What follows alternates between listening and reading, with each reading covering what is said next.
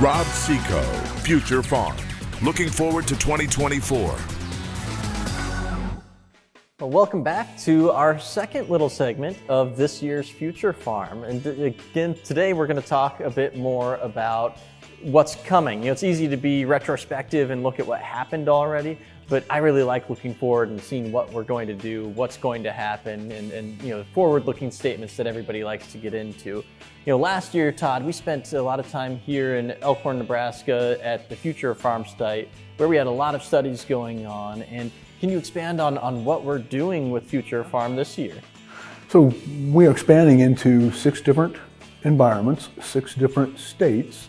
We're still going to run the Future Farm umbrella.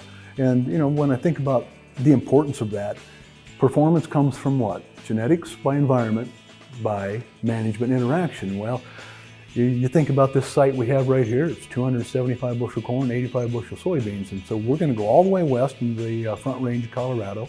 And so we'll have a complete irrigation, western irrigation site, we'll have a limited irrigation site, and then we'll have a dryland site. And of course we'll have this site, we'll have a site in north central Iowa, but we're also going to have some areas that have a different environmental set. We'll have some areas that will have soybean cyst nematode. We'll have some areas that will have corn rootworm. And so we think it's very important to understand those interactions, because remember, it's not good because we say it is, it's good because we can prove it. Exactly, and so we'll be representing the Western Corn Belt, even west of the Western Corn Belt, the Central Corn Belt, and actually the Eastern Corn Belt out in Ohio and Michigan this year too. So that's going to be a lot of fun to evaluate those environments. And now, Paul, you know, we've had a lot of really great partners working with us over the last year, and we're introducing some new ones too. Can you tell us about, you know, what we might see in terms of sponsorship and partners? Yeah, you know, we had great sponsors and partners last year. I think a lot of people in the industry saw the show, and they saw the success of the show.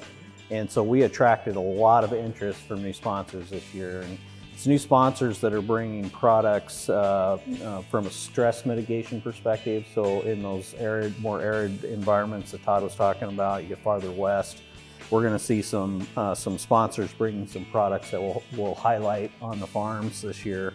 And then also what's really kind of neat and new is with these sponsors, we're going to have some segments or a little bit longer vignettes around their business and things like how do you ferment a biological?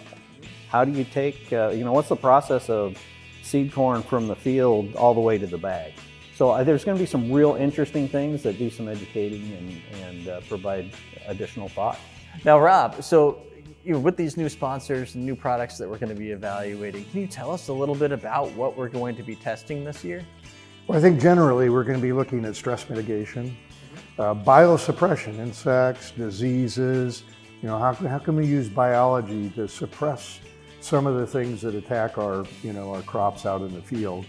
You know, some new applications for drones, autonomous kinds of applications such as field applications, autonomous planting, autonomous spraying. We'll be looking at some of those kinds of things. And I mean, we have a lot of interesting new things coming that we're going to be looking at, but biosuppression of diseases, particularly the ability to replace downstream treating through hopper box treatment, and to give us a lot of flexibility so that we don't have to do all this upstream treating and then be committed to that when we don't really need it. We can do it downstream and be as or more effective with a hopper box treatment. It's going to be fun to look at that on the farm this year. Absolutely. So make sure that you tune in every week to our different segments that we have where we're going to be evaluating and talking about these products here on Future Farm.